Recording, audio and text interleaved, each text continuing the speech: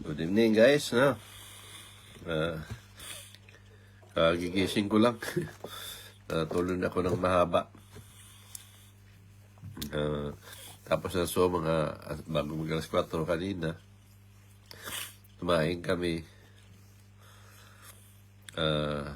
May ilang minuto lang na antok na ako. So nagpasya ako ng humiga.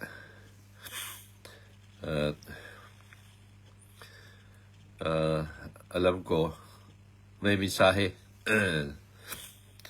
na tatapos kasi na namin kumain na si MJ Sosa na tungkol na sa paliwanag tungkol na sa faith na pinasabi ni Ima Rose at saka sa faith na sinasabi ko love at faith ay magkaiba. So yun ang sinasabi ko sa inyo guys na ang Diyos hindi siya makasagot straight away na kung anong komento niya. Kailangan matulog muna ako para kung meron siyang komento doon niya ipaabot kung ano yung gusto niyang ikomento. Kaya minsan humihingi ako ng mensahe sa kanya. Kung napansin ninyo yon, may mga instances na pag may kinakausap ako, gusto ko na malaman kung ano ang mga komento ng Diyos o pasya, tulad ng hiningihan ko ng mensahe ng mga politiko, kung anong nasabi niya, ganyan. Sumasagot talaga siya, guys. Ito yung mahirap paniwalaan sa tao na na sinasabi ko. Kasi pag marinig kasi ng tao na gano'n, walang Diyos na magpag-uusap. Yun talaga ang impresyon kagad. Wala naman talaga na sa generasyon natin, walang kahit sino na nakapagsabi na mapatunayan na ang Diyos nagipag-usap. Maraming umaangkin na sinasabi kausap nila ang Diyos. Marami ng gano'n. Pero hindi lang kaya patunayan. Di ba? So ako, hindi ko to inaangkin kung hindi sinasabi ko sa inyo na sinabi ng Diyos talaga. Nakausap ko siya. Para mapatunayan niya, nakausap ko siya, kaya nagbigay siya ng power of mind. At ang power of mind na ito, ipinaliwanag niya kung ano ang kakayahan at ano ang laman. At ipinakita niya na may kaya talagang gawin para maipatunay sa mga tao na totoong kausap ko siya. Di ba? Kasi pag sinabi ko, kausap ko ang Diyos, ipinipilit ko na kausap ko ang Diyos, inaangkin ko yun. Pero hindi ko kaya patunayan. Ganun yun eh. So, inangkin mo. Pero pag sinabi ko na kinausap ako ng Diyos, hindi ko siya inangkin, pero sinasabi ko sa inyo na gano'n na sinabi ng Diyos, nakausap ko siya. Di ba? At pinapatunayan ko sa inyo na kausap ko nga siya. Ipinipilit ko sa inyo na totoo talaga. Kasi mayroon akong kayang gawin. At nakikita ninyo, physical at spiritual Dahil nga, pag natulog ako, may ipaliwanag ko sa inyo at nagkatotoo tulad ng mga trahedya.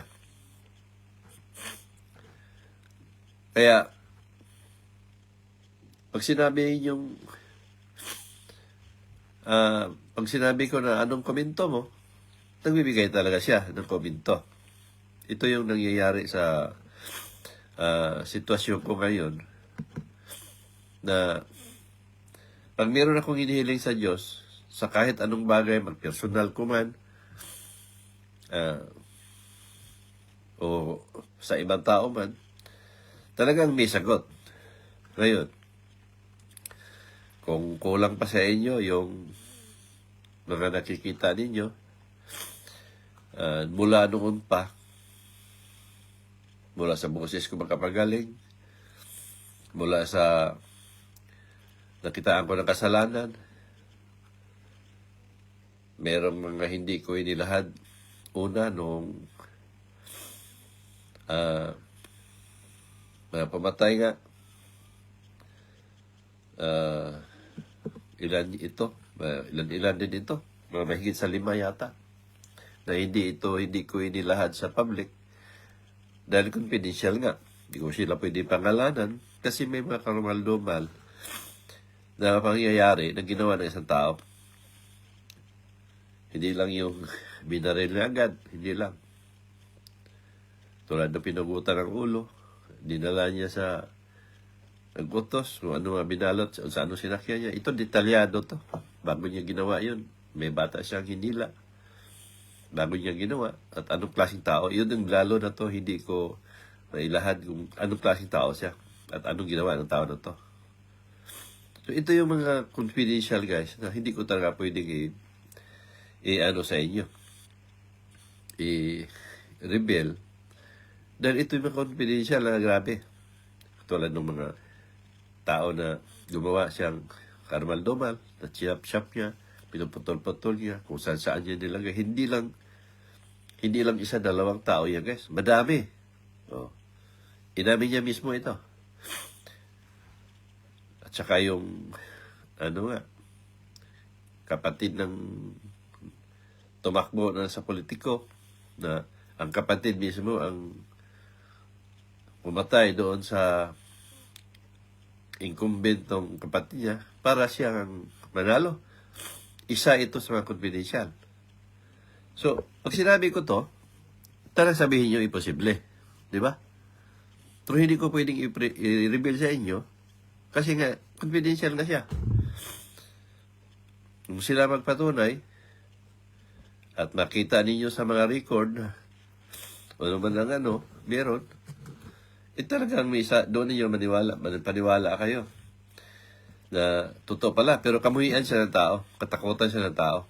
So ito yung nangyayari sa isiniwalat ko na hindi ko mailahad. Ngayon, yung mga trahedya na sinulat ko, yung mga pangyayari tulad nung kay Atong Ang na nasabi ko bago pa lumahad ang statement ni si Patidungan. Sinulat ko taon 2022 pa, July. Tapos nag-statement ni si Patidungan 2025 na. Isipin niyo, 3 years ang napagitan. At yun ang sinabi ko na ang mga pinatay nila sa tubig itinapon. At sinabi ni Patidungan, lahat sinalaysay niya nasa taal nila itinapon ang patay, ang mga pinatay nila, na yung bisig sa bungiro. Pwede naman doon sa isa na lang lagyan nila doon sa sementeryo ba o sa anglo pa ba, hinukay nila, di ba? Pero bakit napuwid ko mismo na sa tubig? So doon pa lang, meron na tayong makikita. Nakausap ko ang Diyos kasi may mga senaryo kung paano ko isinulat yung senaryo. Kausap ko talaga siya, di ba? Ito yun ang sinasabi ko sa inyo na laman ng power of mind.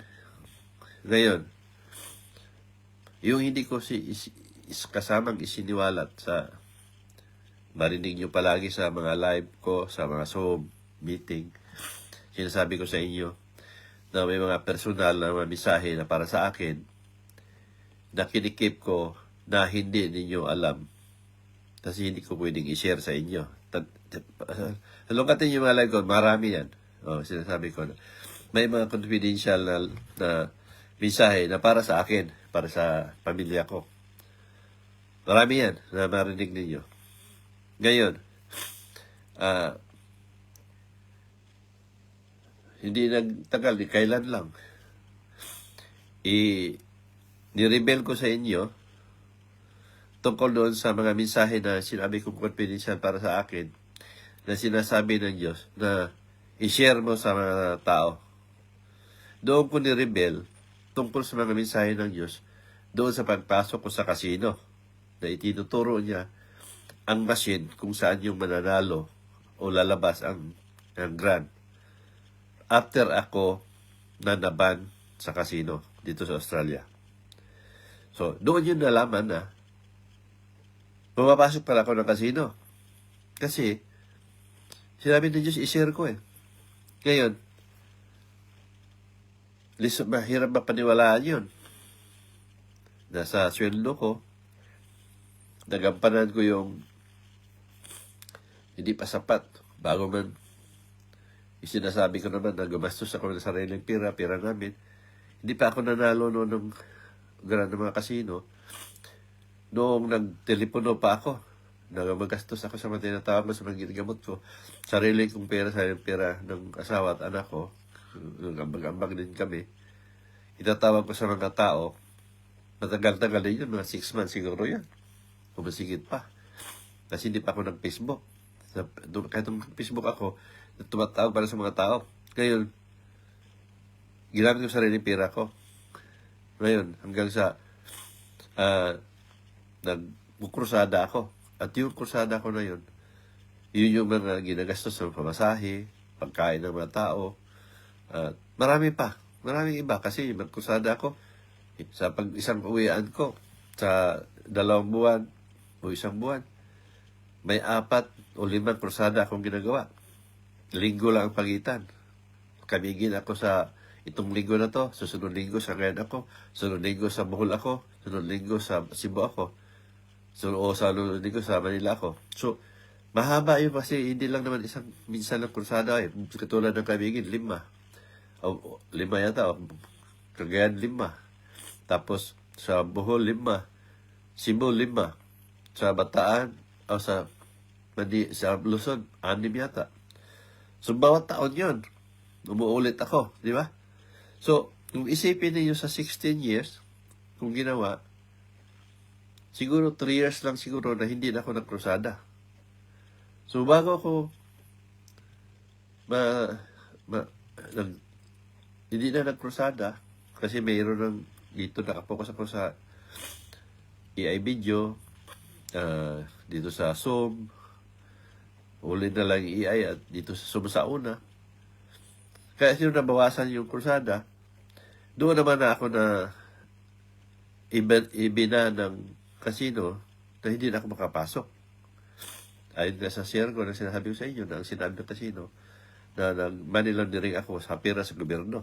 So malinaw doon na dahil sa panalo ko ng grand na hindi bababa sa 10. Kung ano yung machine na ipakita niya sa area na yan, tumbukan talaga yan. Na ipakita niya na itong machine na to. At yun ang uupuan ko. At higit 10 na grand. Isipin niyo yun. Iisipin niyo lang. Sa higit 10 na grand. Lalabas talaga. Meron pang 4 o 3 na cases na nandoon ako. Pero hindi ako nakakuha. Kasi umihi ako. O lumipat ako sa tabi. Yun yung makita ninyo na meron talagang nakakita na higit pa sa hindi pangkaraniwan. Kasi nga, makita mo ba yung program? Makita mo ba yung laman ng loob ng makina? O kailan siya mahulog, di ba? Hindi.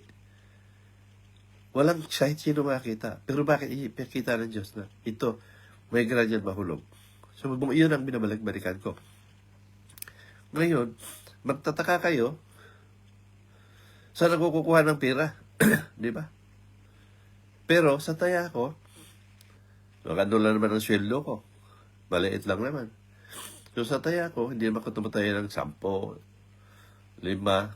So kung kalimitan talaga sa taya ko, $1, 50 cents, $2, $3, saglit-saglit, $4, swerte na lang sa isang puntaan ko, makapindot ako ng 2 beses na $4, o $5, o $6, o $8, $10 na yun.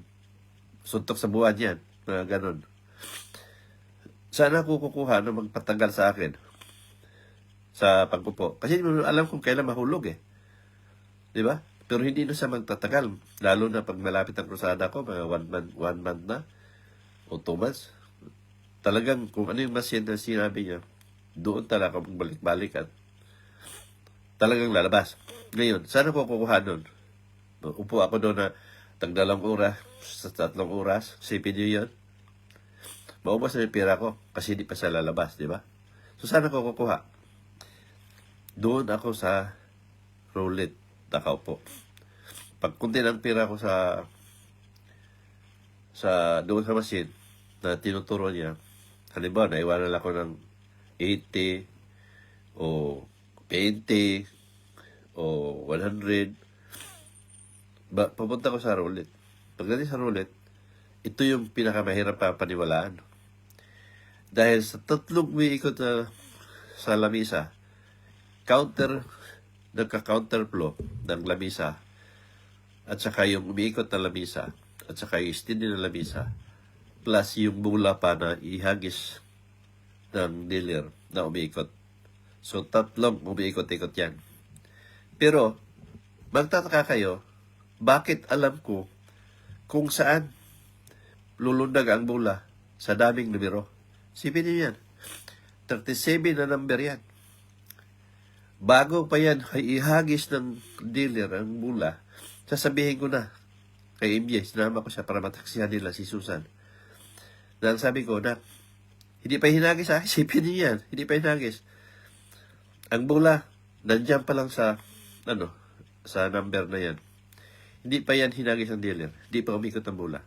Sinasabi ko na sa kanya na tingnan mo yung bula sa sunod, doon yan lulundag. Hindi pa umikot yan ha, hindi pa hinagis. At tatanong sa sarili niyo, paano ko nalaman yun? Di ba?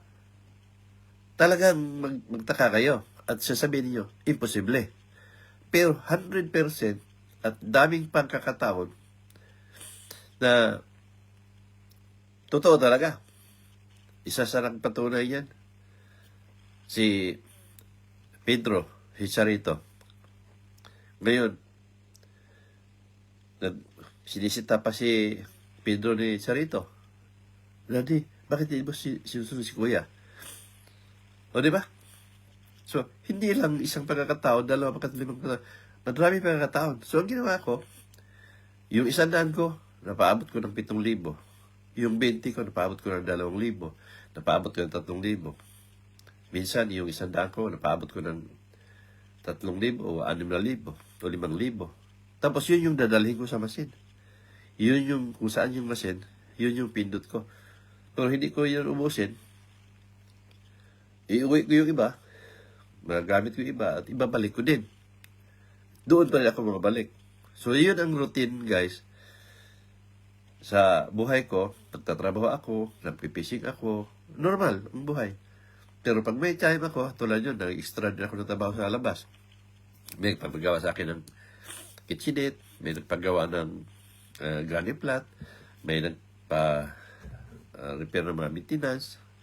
Ganon. Sa mga weekend, paggawa ko sa linggo na to, hindi mo na ako punta, o may time, basta may time lang ako. Hindi naman ibig sabihin na buong maghapon ako doon.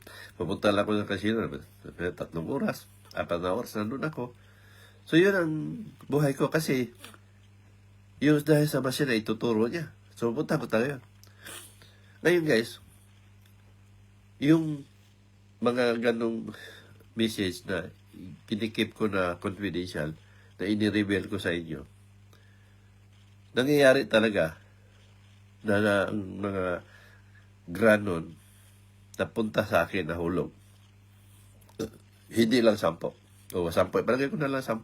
Binabilang ko 10. Pero sabi ko sa inyo, may grana 5,000, may grana 7,000, may grana 8,500, may grana 7,500, may grana 6,000, may grana ilang beses na 7 o 7,500, ganun. Tapos ang pinakamalaki ko, guys, yung 52,000 at saka yung 90 something, 90,500 na siguro yun. So, yun yung, guys, mga grances na palanunan ko. So, ito yung sinasabi ng casino. na sinusundan nila ako at binaban ako at ang kadahilan nila na nag-money laundering ako na galing sa gobyerno. At yun sinasabi ko, wala akong kiniklaim na pera sa gobyerno, hindi ako nagtrabaho sa gobyerno para sabihin nila na meron akong binamoney laundering sa gobyerno. So walang ibang dahilan guys kung hindi ito. Bakit? Doon ko nasaksihan mismo, saksi Susan, na sinusundan ako ng supervisor kung saan ako maglaro. At kinusundan ako, nasa likod siya, naglalaro ako sa roulette. Nakikita lang kung paano ako maglaro. Doon mismo, sa loob, sinusundan ako sa kamera kasi nanggagaling sa bibig nila na di mahirap na ako hanapin kung saan ako pupunta. Ibig sabihin, sinusundan nila ako. At the same time, may personal talaga na physical. Napansin ko, pag nakaupo ko sa lamisa na yon, may supervisor nakatingin sa akin at umiikot. Sa una, hindi ko pinapansin. So, ilang beses na nahulihan ko na nandun na siya sa likod ko. Nakatingin sa akin habang naglalaro. Natagal na pa silang nakatayo. So, ibig sabihin, kamera plus personal na physical na sa likod ko, nagbabanwa na pala sa akin. Ito yung buhay ko. So, napagtanto nila na meron akong extraordinary na nagagawa. Kaya gumawa sila ng paraan kung paano ako pagbawalan na pumasok. So, wala akong record na gumawa ako ng masama sa loob na against the law kasi nga, hindi ba ako kinasuhan eh. Hindi ako nila hinuli.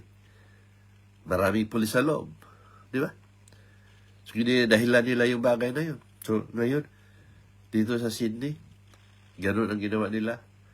Binanla ako. Pagdating ko sa Melbourne, naka-alert din pala ang pangalan ko doon. Hindi ako mapaglaro.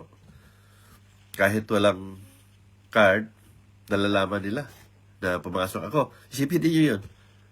Kasi, nandoon pala sa alert nila, na motion pa lang sa camera, makikita ako, ma-alert ako, ma-alert sila, may tutunog. So, ito yung para akong kriminal. Kaya ang sabi ko sa kanila, tinuring niyo ako ng parang isang kriminal. Di ba? So, hindi ako kriminal kasi wala akong kaso. Hindi naman nila ako hinahabol. So, patunayan na may patunay na meron akong nagagawa talaga na hindi magawa ng tao. So, ito yung buhay ko, guys. Ito yung totoong buhay ko. So, ngayon, patunayan niya ng Diyos. Isang patunay sa mensahe niya na totoo nga, nakausap ko siya kasi may nangyayari na hindi pangkaraniwan. Di ba? So ngayon, balikan natin yung mensahe ng Diyos doon kay Emma Rose. Oh. Di ba? Sabi nga niya, pinipilit na ang faith at love ay magkasama. Oo, magkasama yan. Pero, hindi pwedeng may love ka. Sinasabi natin na pag sinabi mo na ang faith, yun ang nandyan ang paniniwala doon sa Diyos, may Diyos ka, naniwala ka ng Diyos. Pero, maaaring wala kang love. Di ba? Pero kung may love ka, maaari kang walang faith na sinasabi, pero in action, ginawa mo ang isang bagay. So, dahil love, may love ka. So, sa love na yun, yung faith na yun, papasok dun sa love. Yun yung paliwanag ko sa inyo kanina. Di ba? Ngayon, marami na nagsabi, naniwala ako. Naniwala ako ng Diyos. O, di ba? Marami yan. Oo, naniwala ka ng Diyos. Pero, sinasabi mo, Diyos ang pag-ibig. So, nagsama na. Faith at love.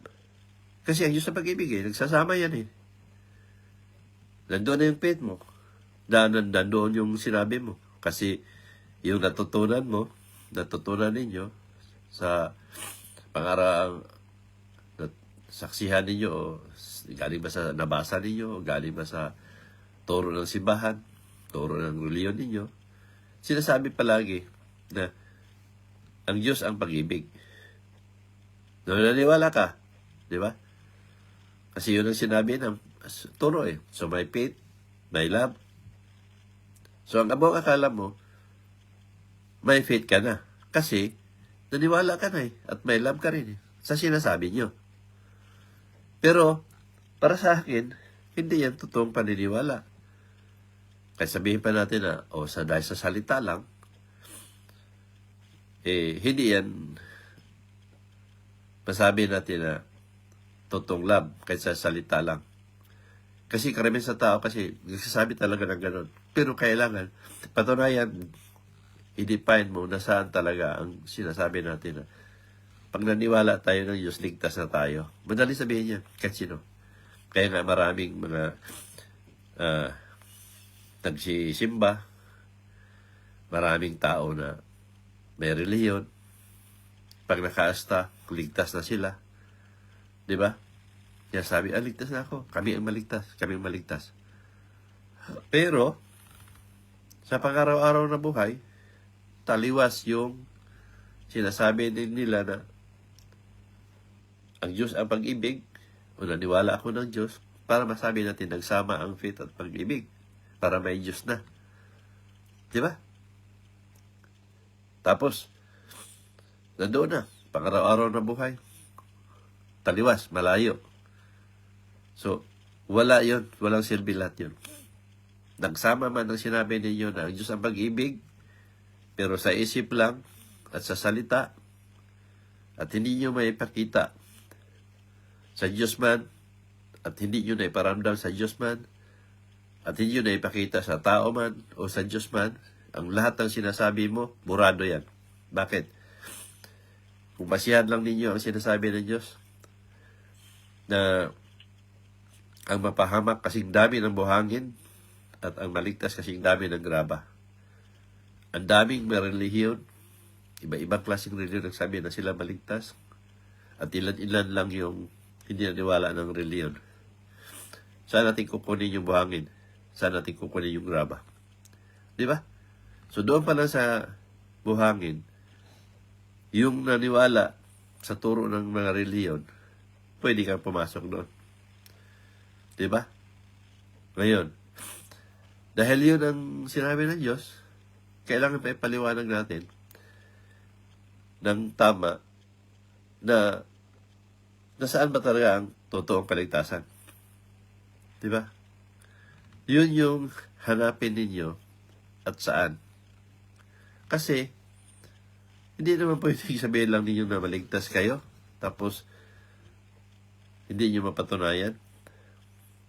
Ngayon, kaya nandito ako para magpaliwanag, both side.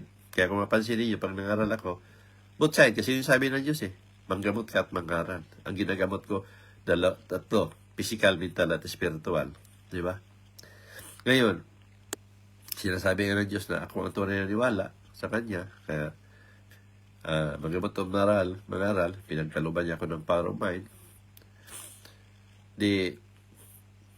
Ipaliwanag ko sa inyo kung ano ang lahat. Kasi maraming nalilito ano talaga ang totoong kaligtasan at ano ang totoong Diyos ang pag-ibig o ang Diyos ang makapagligtas o ano pa man na mga turo, Bible makapagligtas, religion makapagligtas. Ang dami, magulo. Kasi ang simpleng bagay na kaligtasan, kinukomplicate ng tao nang dahil sa mga turo ng mga pare at pastor na ang kaligtasan ay pinapahirap nila.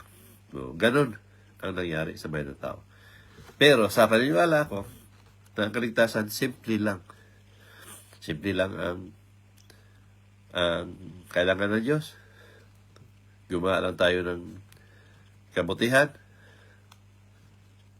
sa kapwa, tao, hayop o bagay. Napasimple lang ka. Simple yan, guys. May encounter natin yan sa pang-araw-araw natin gawain. Pang-araw-araw natin na paglalakbay. Pang-araw-araw natin paglalakad. Sa araw-araw natin nakikita saan man tayo naroroon. Ito yung kaligtasan. Ngayon, balikan natin yung sinasabi ni Imaros na faith o love. Yun ang paniniwala sa Diyos at yun ang kaligtasan. Na Sabi ko sa inyo na ang faith, magkaiba, at ang love ang kakaiba, pero maaaring masama kung aksyon ang gagawin mo. Uunahin mo yung sinasabi natin na love na mai-apply in general. Hindi natin may apply lang sa may mga puso o living things. Halimbawa, tao, hayop. O, naniwala ka ng Diyos kasi nga ang Diyos ang pag-ibig. Di ba? So ngayon, iniibig mo yung kapwa mo, iniibig mo yung kapitbahay mo, pamilya mo, asawa mo, umiibig ka sa isang babae, umiibig ka sa isang lalaki na pamahal ka, minahal mo yung alaga mo. Yun. Applicable yung sinasabi ni Maros na ang Diyos ang pag-ibig. So, papasok yung faith. Pero hindi pa rin may apply sa pangkalahatan. Bakit? Doon ka lang sa may puso eh. Di ba? So, hindi pa rin mabuo ang paniniwala mo kasi may maraming bagay sa paligid na walang puso na hindi mo na-i-apply ang love na sinasabi mo na ang Diyos ang pag-ibig. Di ba? Saan mo siya apply? Na hindi mo naman alam kung ano pa yung mga bagay na applicable sa puso mo. So, ito yung sinasabi natin na sa gawa. Di ba? Na ang Diyos ang pag-ibig. Kaya natin ginawa. Dahil naniwala tayo ng Diyos. So, nandiyan sa puso mo ang Diyos. May uibig ka. Di ba? Kaya ka maganda pakitungo sa kapwa. Dawi ka makitungo sa paligid mo, may mga hayop ka, may alaga ka o ano man. Proud ka na pinakain mo ng gusto. Kasi nga, naniwala ka ang Diyos ng pag-ibig. Pumasok yung faith. Di ba? Yun, sinasabi ko. Pero, may kulang pa. Bakit ang kulang? Bigyan ko yun ng halimbawa. Halimbawa, simpleng bagay lang sa pang-araw-araw natin. Sumakay ka ng bus. O, di ba? Sumakay ka ng bus. Simple lang. Sumakay ka ng bus. Pag sakay mo sa bus,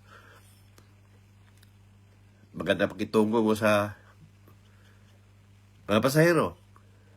O, di ba? Di mo sila kilala. Dumadaan ka, excuse me. O, di ba? Maganda pakitungo. Maganda pag-ugali. Excuse me. O, may nagsasalita, di mo napansin. Nagsuri. Ikaw rin nagsuri.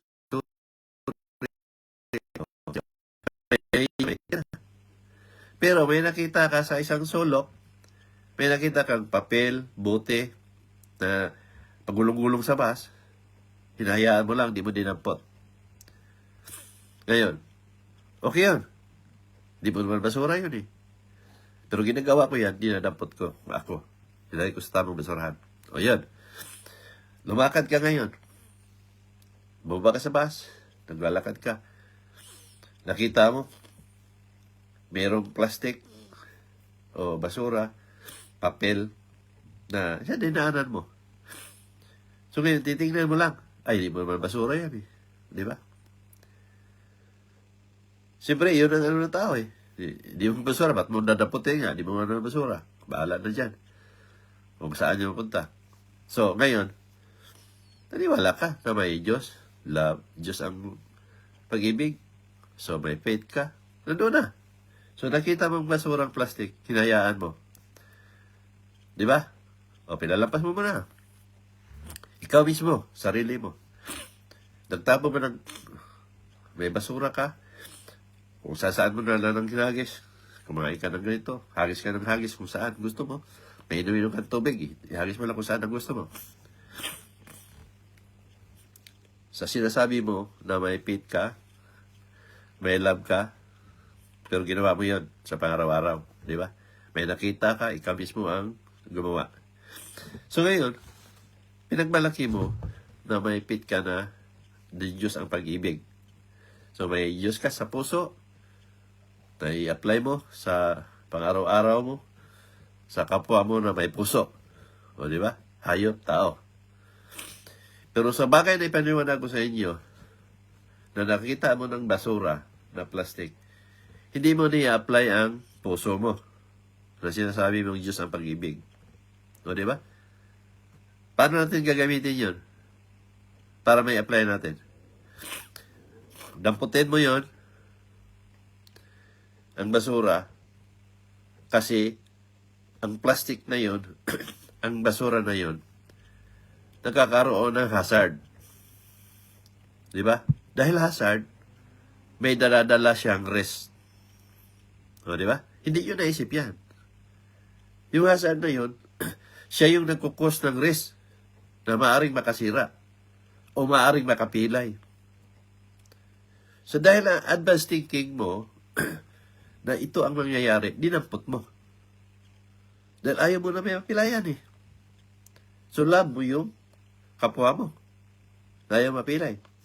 Dahil dinampot mo, dahil ayaw mo mapunta sa ilog para sumisira ito sa nilikha ng Diyos na kalikasan, doon sa nilikha ng Diyos na mga isda na makinabangan mo. So yung risk na yon na maaring mawala ng isda, mangamatay ang isda na nilikha ng Diyos na may puso, at yung nilikha ng Diyos na ilog na walang puso, na i-apply mo yung love mo. Di ba? So yung love na yon, nasa pagdampot mo, dahil nga ayaw mo na masira ang nilikha ng Diyos na para sa'yo. Na ang hazard na yon, na-avoid mo yung risk na sa iba. Sa isda man, sa ilog man, o bundok man. Di ba? Ayaw mo masira ang bundok, kaya ayaw mong putulin ang puno. Dahil ang bundok, ang puno, nilikha ng Diyos para panangga kung may baha. O at the same time, ang mga puno may gamit para sa tao. Diyos yun, lamig, init, nandyan, nakasalala yan, nilikha ng Diyos yan, nakadesign para sa atin, para sa tao. Kaya nga, ang lahat ng bagay na sa paligid natin, ang lahat may purpose. Ngayon, ito yung sinasabi ko kung paano tayo nabubuhay. Madaling sabihin ninyo, naniwala kayo, Diyos ang pag-ibig, naniwala ako, papasok kumpit.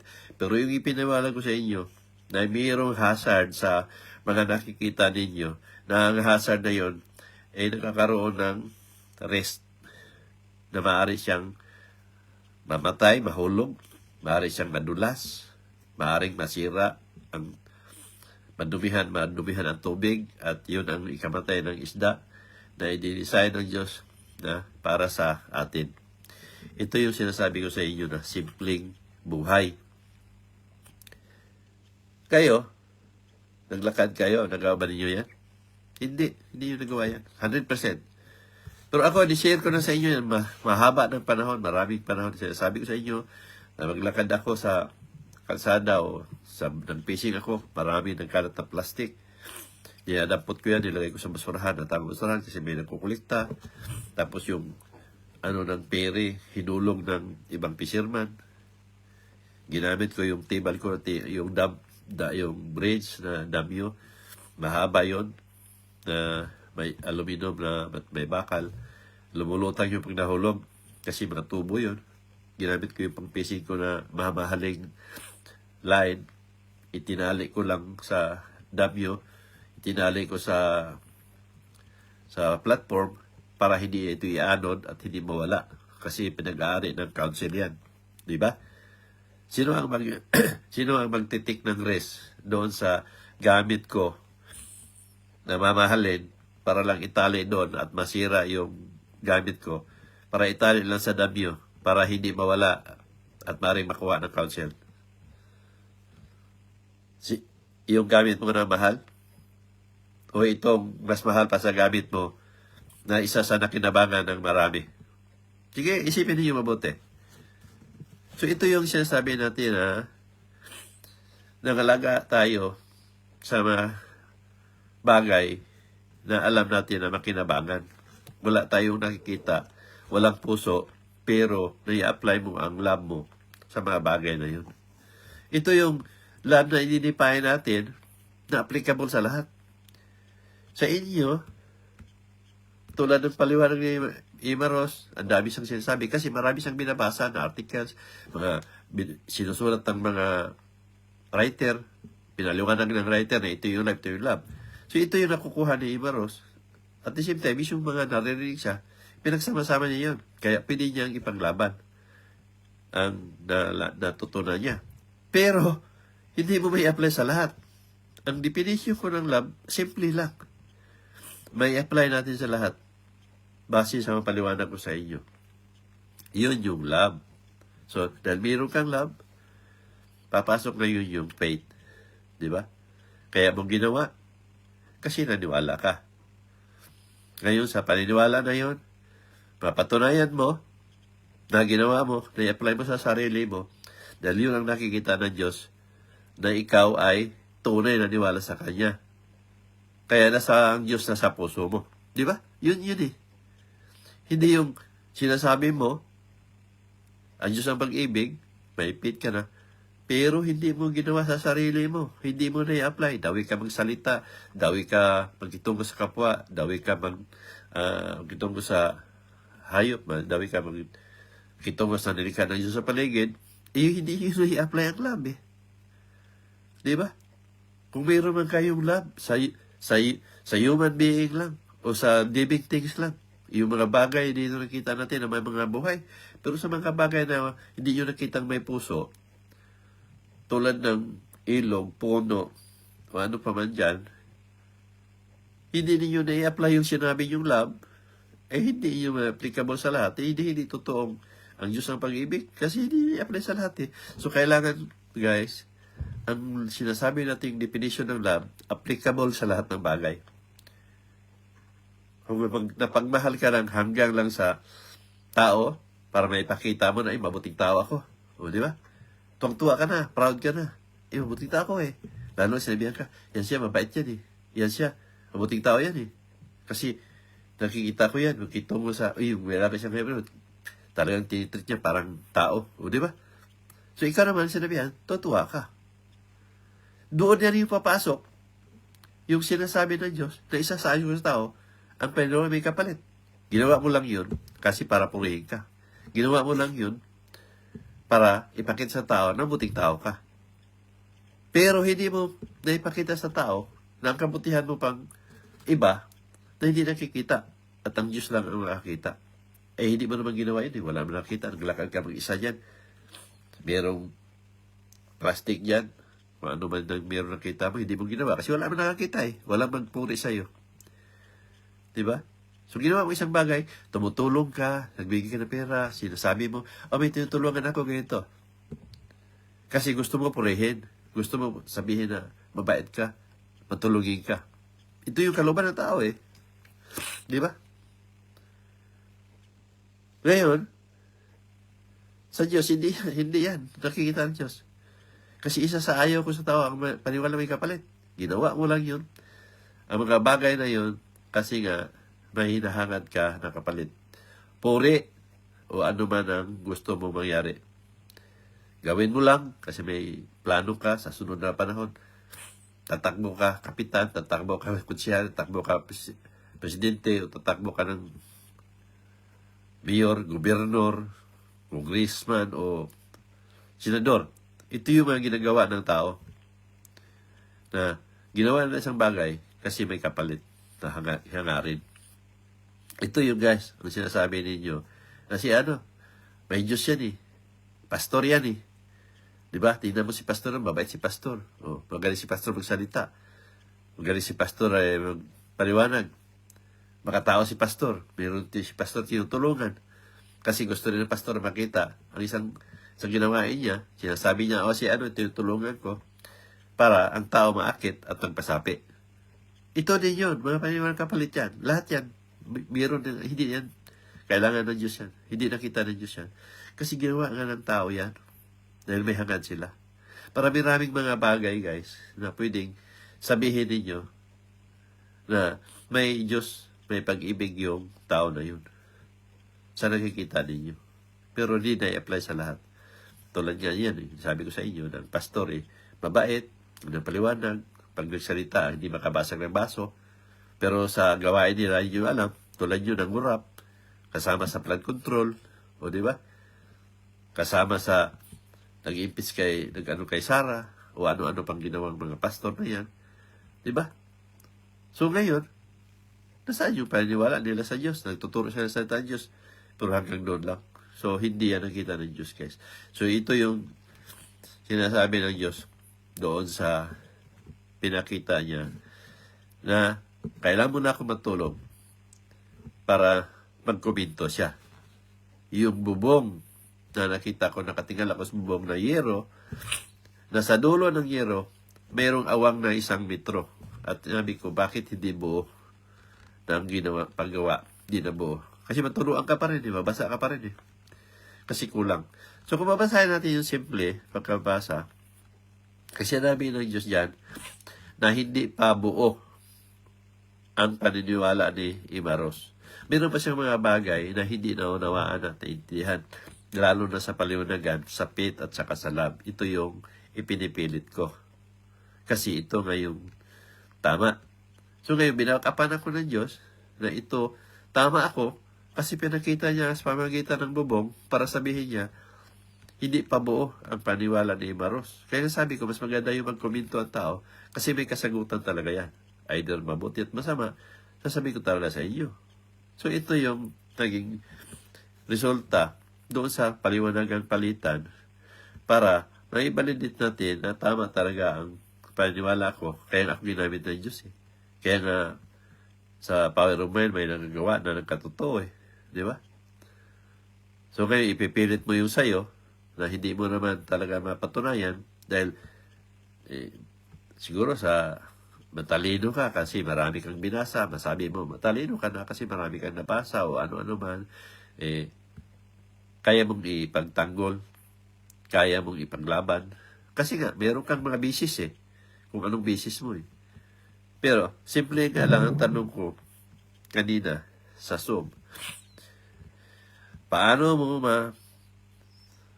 patunayan ang ipinaglaban mo na nabasa mo sa Bible, nabasa mo sa papel, nabasa mo sa libro, napakinggan mo sa video, yung mga bagay na yan, na ito ang tama ng tinutukoy nila noong unang panahon pa, na wala pang papel, wala pang video, wala pang ink na nababasa mo, na ginagamit na may papel, na may ink na sa panahon natin ngayon.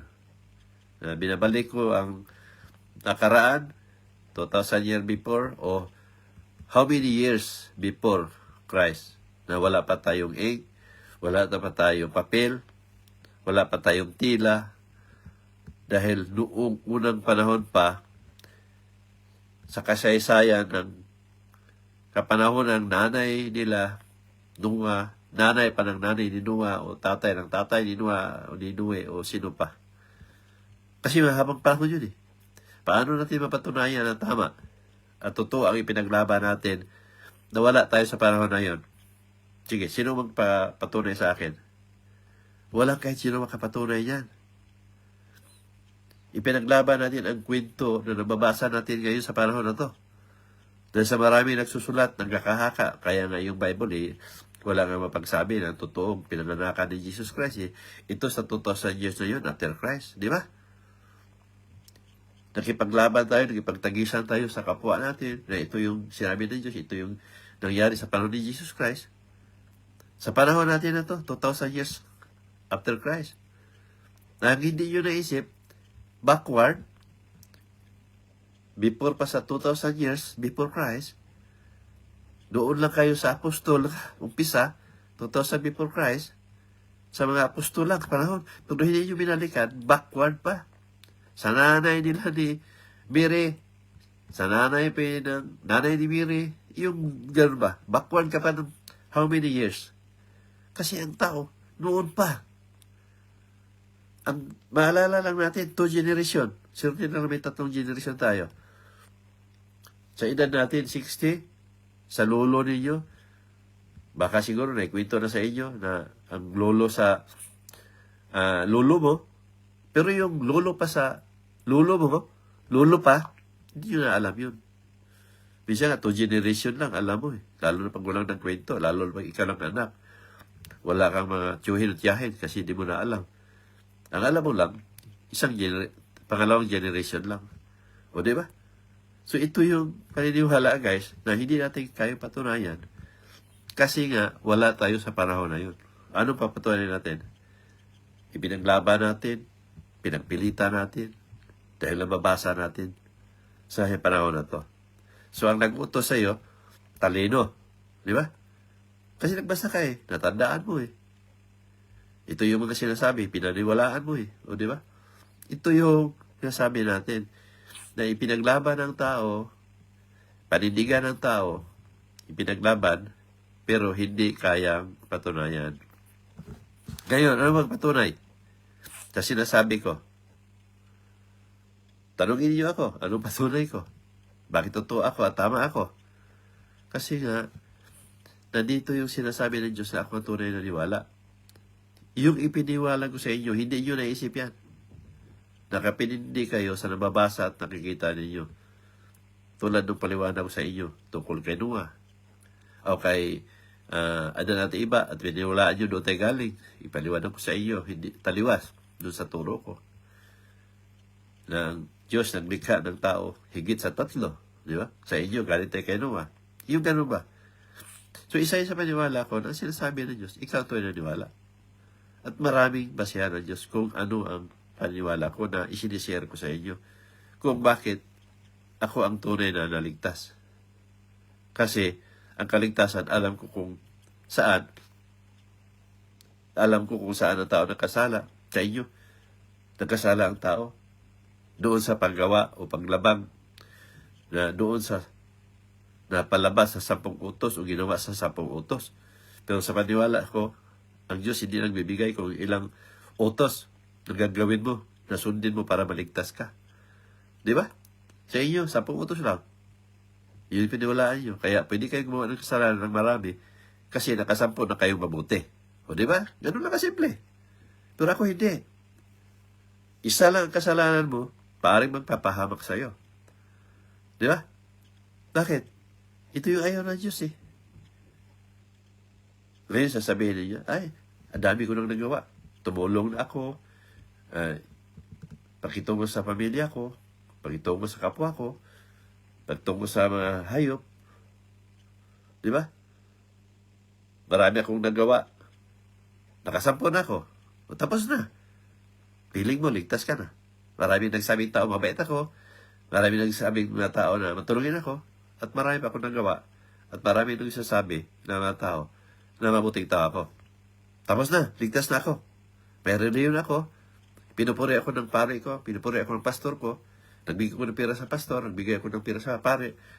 Sinasabi ng mga kasamahan ko ng membro na mabuting tao ako. Piling ko ligtas na ako, di ba? Pero sa Diyos hindi ka ligtas. O, di ba? Ganun lang kasimple yun. I-apply ninyo ang mga tinuturo ko para makikita ninyo kung totoo ba nga ang sinabi nyo na ligtas kayo.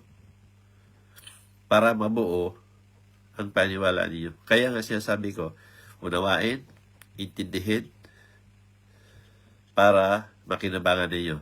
Paano nyo makinabangan? I-apply sa sarili para may apply ninyo ang sinasabi ng Diyos. Tatulakan ako sa tao. Pagbabago, pagsisisi, at lubos sa paniwala. At may apply din ninyo ang sinasabi ng Diyos.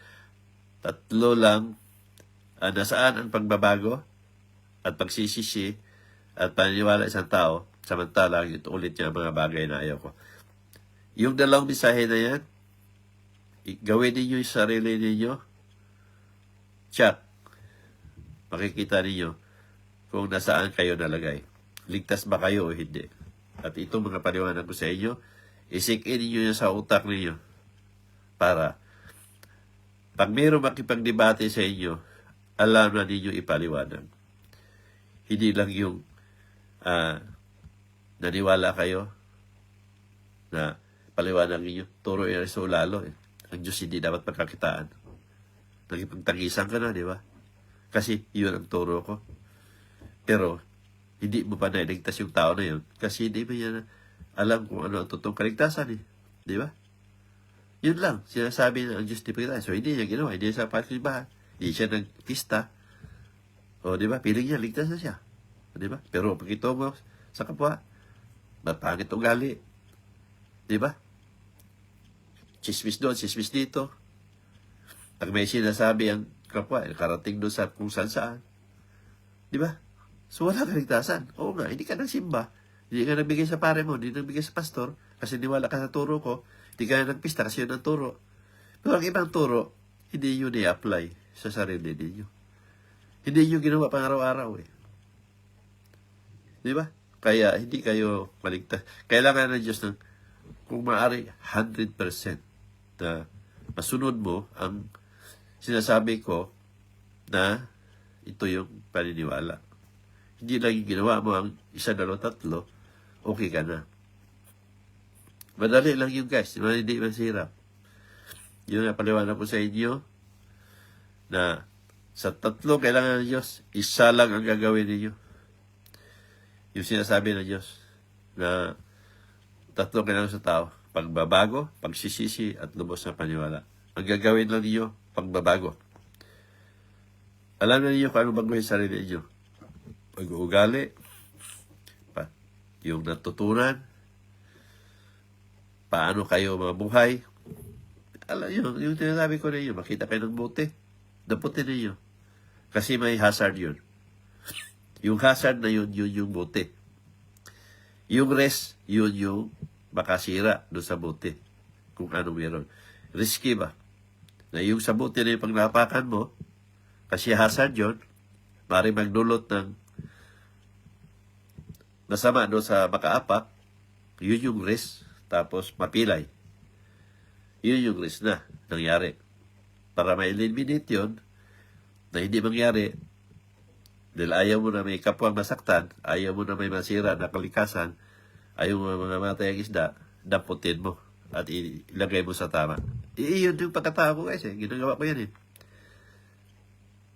Sinasabi ko sa inyo, marami kong share sa inyo, may buti dyan sa bus, nakadampot ko yan. Kahit maraming tao, damputin ko yan sa loob ng bus, dalhin ko sa basurahan. Ina-apply ko yung sarili din kasi yun ang paniwala ko So yun ang sinasabi natin na definition ng love na mga bagay na walang puso pero may makikinabang. Yun yung sinasabi ko na may apply natin in general na pinaglaban natin ang Diyos ang pag-ibig. Dahil ang Diyos ang pag-ibig, yung mga nilikha ng Diyos na sa paligid, Diyos ang naglikha, ilog, tao, hayop man. Pag sinabi natin tao, yung kapwa mo hindi mo kilala, na maaring madisgrasya doon sa buti na yun, kaya mo dinampot. Dahil mahal mo isang tao. Hindi lang yung mahal mo kasi maganda siya, gwapo siya, di ba?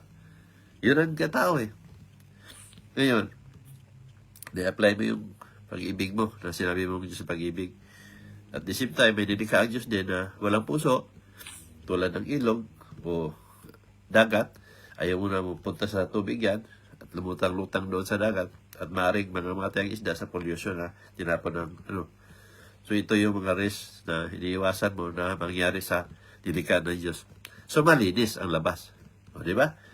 So yung love na sinasabi mo ng Diyos sa pag-ibig, ni-apply mo doon. O, yun yung guys. Kaya di siya isa ko yan, parang ako tinamban ba? Tamban din. Tinamban din natin para maunawaan, matindihan ninyo, para alam ninyo kung ano ang ipinaglaban ninyo, pinagpilitan ninyo, kung saan ang tama at mali. Napakasimple lang yun, di ba? Wala kahit sino magpaliwanag nito. Basta ang love lang ninyo, di wala kayo, marilihan kayo, tapos na. So you guys, malaking bagay yan sa inyo na ma-realize ninyo na ang paniniwala pala hindi lang nagtapos kung ano yung nakikita natin at nakita ng tao at napupuri na naka ng tao o relihiyon man o ano yung nagawa mo. Maraming factors yan guys ang magdala sa'yo sa kaligtasan, hindi lang sa isang bagay. Kaya simple lang, gumawa ka ng mga mabuting bagay na naayon sa gusto ng Diyos at mga bagay na hindi naman nakikita ng tao na ginagawa mo dahil nga alam mo na ito ay gusto ng Diyos at ito ay maaaring makasira sa nilikha ng Diyos. Kaya mo ginawa ang mga bagay na ito. Wala man nakakita sa iyo, pero ginawa mo, nakikita ng Diyos. Hindi mo gagawin para makita ka ng Diyos. Ginawa mo ang bagay na yun kasi alam mo nakakasira doon sa mga bagay na yun sa nilikha ng Diyos. Di ba? Hindi mo gawin kasi para mapurihin ka ng Diyos. Hindi yan. Gawin mo kay isa sa nakakasira, kapwa mo, tao, hayop o bagay man. Di ba? Napakasimple guys. Kaya hindi mahirap ang paniniwala. Kayo lang ang nagpahirap. Kino-complicate ninyo na mas madali lang naman dapat.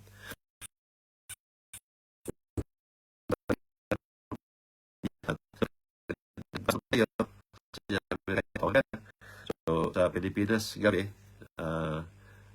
sa inyo, sa Pilipinas, mga 8 pa lang siguro. So, yun guys. Kayong napulot dito. So, hangad ko na mabuksan mo sa isipan ninyo. So, yun. God bless sa inyong lahat. More power sa pagitan natin muli. Maraming salamat.